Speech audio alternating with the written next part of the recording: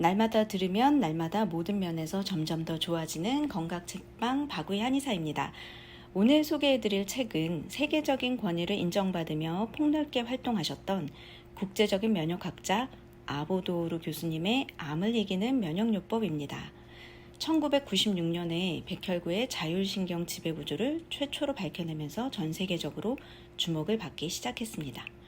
네, 오늘 소개해드릴 내용 3장 잘못된 치유가 암의 치료를 가로막는다입니다. 3장은 좀 짧지만 중요한 내용이라서 발췌해서 읽어드리겠습니다. 일반적인 암 치료에는 수술요법, 항암제, 방사선 치료가 있다. 이들 방법은 암을 공격하여 배제하기 때문에 암의 국소요법이라고 한다. 의학의 발달에 따라 암의 3대 용법이라 부르는 항암제, 방사선 치료, 수술 이 세 가지 치료법은 그 목적을 달성하고 있는 것 같은 인상을 우리에게 주고 있다. 그러나 유감스럽게도 이들 치료법이야말로 몸을 질병에서 지켜주는 혈액 속의 성분인 림프구를 파괴하고 생체의 소모를 가져와서 암 치유를 저해하는 최대의 원인이 되고 있다. 가령 항암제 치료를 1KUR, 이 1KUR이란 특정의 치료를 계속하는 일정 기간, 보통 한국에서는 1차, 2차, 3차 이런 식으로 표현을 하는데요.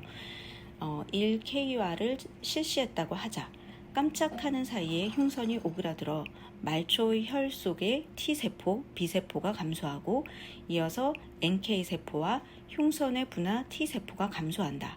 최초의 1차 치료에서 림프구의 수가 격감하는 것이다. 2차, 3차 치료 이후에는 즉 항암 2차, 3차 이후 골수의 혈액세포를 만드는 작용이 떨어지는 골수 억제가 일어나고 적혈구와 혈소판이 감소하여 빈혈이 되고 마지막에는 과립구와 매크로파지가 줄어서 평소 같으면 방어할 수 있는 감염증에 걸리게 된다. 방사선 치료에서도 마찬가지의 현상이 일어난다. 방사선은 조직에 대한 파괴력이 대단히 강하기 때문에 방사선을 조금만 조사하기만 해도 흉선은 일순간에 오그라들고 만다. 오랫동안 면역을 연구해온 입장에서 여러분에게 말할 수 있는 것은 항암제 치료, 방사선 치료는 절대로 받아서는 안 된다는 것이다. 수술도 가급적 피하고 수술이 꼭 필요한 경우라면 국소에 한정해야 한다. 네, 결국 항암제가 투병해야 할 우리 몸의 면역세포인 백혈구들과 적혈구, 혈소판 등 혈액세포들을 파괴하면서 면역력을 심각하게 손상하기 때문에 일순간 암이 줄어드는 것처럼 보일 수는 있어도 결국은 암뿐 아니라 내 몸의 아군까지 모두 죽여버리기 때문에 암과의 긴 전쟁에서 승리할 수 없다는 얘기네요. 다들 아시다시피 항암제는 암세포뿐 아니라 우리 몸의 건강한 정상세포도 구별하지 않고 함께 죽여버리기 때문에 부작용이 많이 나타나고 결국은 암 때문에 환자가 사망하는 경우도 있지만 항암 부작용으로 환자가 사망하는 일이 나타나기 때문에 아보도르 교수님은 항암 치료가 근본적인 암 치료가 될 수 없다고 말씀하십니다. 네, 여기서 얘기하는 항암제는 대부분 세포독성 항암제입니다. 저 역시 임상에서 경험한 것이 실제 아보도르 교수님께서 말씀하신 것과 동일해서 아보도르 교수님의 의견에 동의하는 편입니다. 본원에서 병행치료 하시던 양방 항암하고 한약하고 병행치료 하시던 74세 대장암 4기 어르신도 암이 3개월 만에 10cm 이상이 줄었는데도 불구하고 마지막 항암 후에 적혈구 파괴가 심각해져서 결국은 암치료 5개월 만에 사망하셨습니다. 그때 빈혈이 심하시니 저는 이 정도에서 결과를 보셨으니까 양방항암은 중단하는 게 좋겠다고 의견을 드렸는데 결국은 마지막 항암을 선택하시고 돌아가셨습니다. 네, 이분은 분명히 양방항암의 효과를 보셨지만 결국은 항암 부작용으로 사망하셨습니다. 아직 현대의학의 기술로는 언제 항암을 그만둬야 환자가 안전할지에 대한 가이드라인이나 연구가 아직은 좀 부족한 것 같습니다. 그래서 저는 좀 보수적인 성격이고 안전제일주의자라서 면역력이 좀 많이 떨어지거나 건강 기준을 과도하게 떨어진다 싶으면 느리더라도 안전하게 치료하는 것이 더 낫다고 보는 입장이라서 아버님께 그렇게 조언을 드렸는데요. 그리고 또 1번 후생성이 국립암센터에서 1,500명 이상의 그 70세 이상 고령 환자를 항암을 한 그룹과 항암을 하지 않은 그룹으로 나눠서 연구를 한 결과 70세 이상 고령자의 양방 표준 치료는 안 하는 것이 더 생존율이 높은 것으로 결과가 나와서 저는 그 연구와 그간의 임상에서 여러 사례를 통해서 70세 이상의 암 환자분들에게는 양방의 표준 치료를 권하지 않습니다. 네, 이 책에 이제 30년 전 아보도르 교수님의 수련의 시절에 양방 항암제를 주로 치료해서 암 환자를 치료하셨는데 모두 다 사망한 고통스러운 경험담을 얘기하시면서 그로부터 30년이 지났지만 오늘날 역시 항암제 치료의 상황이 변한 것이 없다고 말씀하시네요. 이 치료는 절대로 받아서는 안 되는 것이다 라고 강조를 하셨어요. 네, 저는 세포독성 항암이 꼭 필요할 때는 유용하다고 생각합니다. 단 그 환자의 나이, 체격, 근육과 지방의 잉여 상태, 즉 키에 따른 체중, 그리고 환자의 체력 이런 것에 따라서 용량과 차수 그리고 투약 주기가 좀 더 탄력적으로 조절이 되어야 한다고 보는 입장입니다. 네, 제가 치료했던 3기, 4기 암 환자분들 중에서 한약과 세포독성 항암을 동시에 했을 때 종종 아주 좋은 결과를 보고 온 케이스도 있었기 때문에 저는 필요할 때는 유용하다고 생각하는 편입니다. 저희 한의학 의서에도 현재 제가 쓰고 있는 운모산 처방의 원방이 운모고 처방인데요.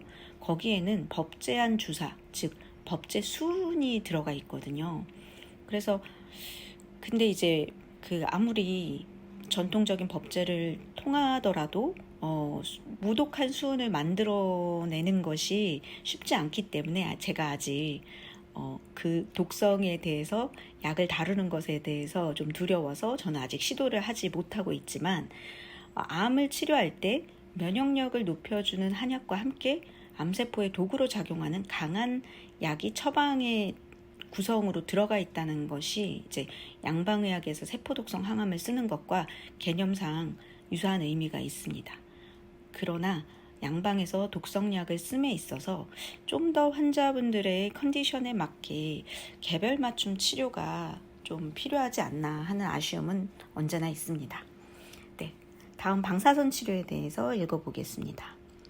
결론부터 말하면 아무리 국소를 겨냥해도 방사선을 조사해도 그 피해는 전신에 미친다고 합니다. 폐암 치료 시 방사선을 폐의 극히 한정된 범위에 조사하더라도 골수의 작용이 억제되어 림프구가 감소하기 시작합니다. 그 이유는 크러쉬 신드롬, 파괴 증후군이라고 부르는 현상 때문인데요.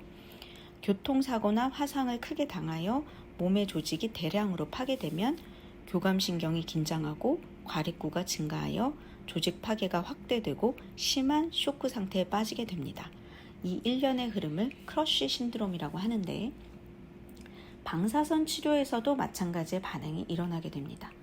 우리 몸을 구성하고 있는 세포는 세포막에 쌓여 있을 동안에는 안전한 존재이지만 세포막이 파괴되고 세포의 내용물이 흘러나오기 시작하면 위험물로 바뀌게 됩니다. 세포의 내용물은 산화력이 극히 강하기 때문에 주위의 조직을 차례차례 산화하여 파괴하게 됩니다. 그 결과 환부에서 멀리 떨어져 있는 세포까지 괴사해 버립니다. 이것이 바로 크러쉬 신드롬입니다. 방사선 치료의 부작용이죠. 네, 마지막으로 수술요법입니다. 원칙적으로 수술은 하지 않는 게 낫다고 하십니다. 왜냐하면 수술로 암세포가 다른 조직에 흩어질 우려가 있기 때문입니다. 그리고 수술 후의 후유증이 너무 괴롭기 때문에 여러 가지 합병증이 생길 수 있습니다. 네, 여기서는 위 절제 수술을 예로 들었는데요. 위를 절제하면 위의 점막을 둘러싸고 있는 미주신경, 부교감신경인데요. 이 신경이 잘려버리고 위에 분포되어 있는 부교감신경은 목 위쪽, 즉 뇌와의 연락이 단절되어서 위가 전적으로 교감신경의 지배하에 놓이게 됩니다. 그렇게 되면 위의 소화 능력이 떨어질 뿐 아니라 위 점막에 붙어있는 과립구가 급격히 증가하여 위궤양 등의 염증을 유발하게 됩니다. 위 절제 후 혈당이 심하게 변동하는 후기 덤핑 증후군이 있고 그로 인해 인슐린 대량 분비가 일어나고 그로 인해 저혈당을 일으켜서 권태, 현기증, 무력감, 설사, 구역질 등 여러 가지 불쾌 증상이 생기게 됩니다. 그리고 위산 분비가 줄어들어 유당을 분해할 수 없는 유당불내증도 생깁니다. 되도록 수술은 권하지 않지만 부득이 수술을 하게 된다면 되도록 대수술은 받지 않을 것을 권하시고 국소 부위 수술에 한정하라고 말씀하시네요. 그리고 림프절 곽청술은 피하라고 하시는데요. 림프절 곽청술이란 이제 병소 주변의 림프절을 모두 제거하는 수술을 말합니다. 특히 유방암의 경우에는 애과 림프절 곽청술이 빈번하게 일어나는 수술인데요. 암의 전이 루트를 차단할 목적으로 이제 절제합니다. 그러나 또 그렇게 되면 주변의 혈관, 림프관이 상해서 혈액, 체액의 순환이 나빠지고 온몸에 혈액순환 장애가 일어나고 손발이 통나무처럼 좀 부어올라서 팔을 움직이거나 걷는 게 힘들어지거나 하는 등 생활에 좀 지장을 가져온다고 합니다. 생체를 방어하는 검문소를 파괴하는 것이므로 당연히 면역력도 떨어져서 재발하기가 쉬워진다고 합니다. 아보도르 교수님은 양방의사이지만 양방의 표준 항암 치료를 반대하는 의사 선생님이십니다. 대신 환자의 면역력을 높이는 방향으로 치료를 하는 통합암 치료를 선택하신 의사 선생님이십니다. 오늘 전달해드린 이 내용이 치료의 방향성을 선택하는 데 도움이 되셨으면 좋겠습니다. 오늘도 건강책방 들어주셔서 감사합니다. 당신은 날마다 모든 면에서 점점 더 좋아지고 있습니다. 건강책방 박우희 한의사였습니다. 감사합니다.